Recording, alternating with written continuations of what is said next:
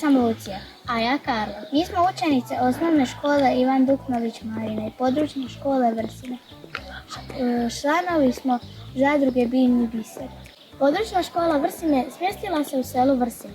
Škola broji 15 učenika. Svi učenici su članovi učeničke zadruge Biljni biser. Voditeljica naše zadruge je učiteljica Dijana Rinčić. Oko naše škole smjestio se školski vrt. Većinu aktivnosti provodimo u školskom vrtu. Često imamo i radionice kojima se priključuju roditelji, stari zadrugari i mještani. U našoj učeničkoj zadruzi posebno trudimo očuvati naše običaje.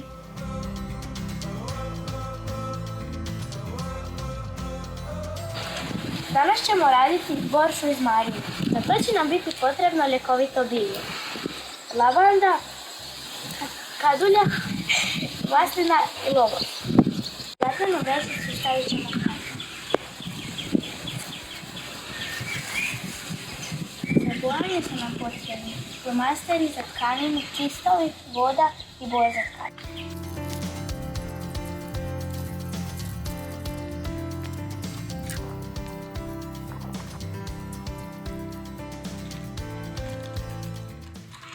Ove platnene vrećice možemo oslikati sa nekim drugim motivima, recimo smokva, marinska krila, kamena kućica.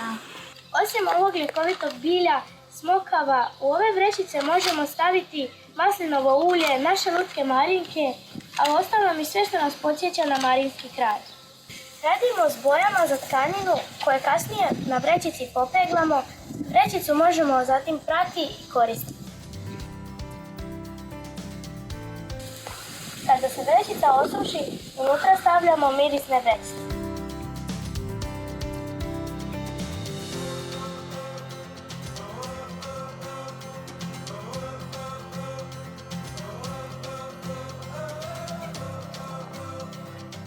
Naša borša iz marine je gotova.